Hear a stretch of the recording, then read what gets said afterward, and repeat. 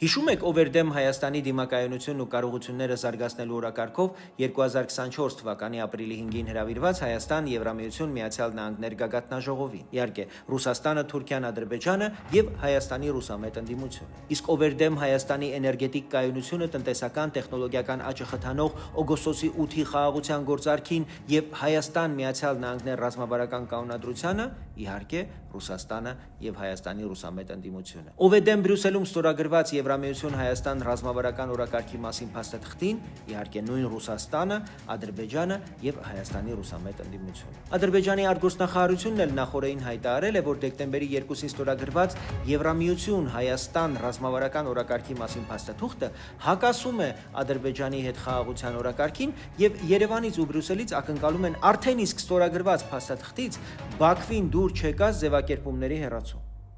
Նույն Ալիևը, սակայն, երբեք չի բողոքել հայ-ռուսական դաշնակցային հարաբերություններից, որտեղ գիտի այդ հարաբերություններն իրեն է ծառայում, ոչ թե Հայաստանը։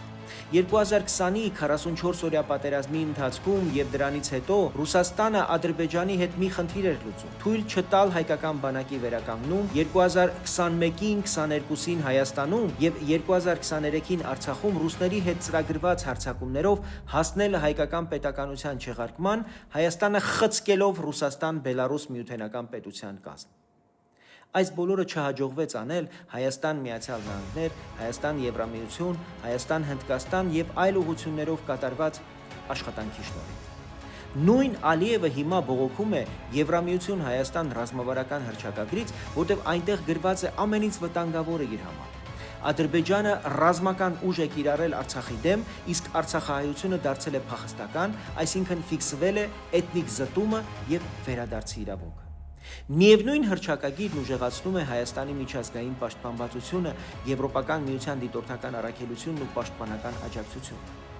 Երբ հիմա Հայաստանում ինչ-որ քաղաքական շրջանակներ նույն փաստաթղթից են բողոքում եւ նույնիսկ հորդորում են Եվրամիությանը դադարեցնել Հայաստանի օգնությունը, հարցը շատ պարզ է դառնում։ Հայաստանում կա Ալիևի եւ Պուտինի, Ռուսաստանի եւ Ադրբեջանի շահերը սպասարկող ճամբար, որը պետք է արմատախիլ արվի քաղաքական դաշտից։ Նրանց մասնակցությունը հետագա քաղաքական գործընթացներին եւ ընտրություններին արդեն ազգային անվտանգության սպառնալիք է։ Պետության եւ ժողովրդավարության պաշտպանությունը պահանջում է, որ օտար ուժերի եւ ազդեցությունների գործակալները անուն առ անուն բացահայտվեն, հրապարակայնորեն դատապարտվեն եւ ժողովրդավարական իրավական մեխանիզմներով հեռացվեն, դուրս շպրտվեն քաղաքական որոշումների կայացման առաջնագծից։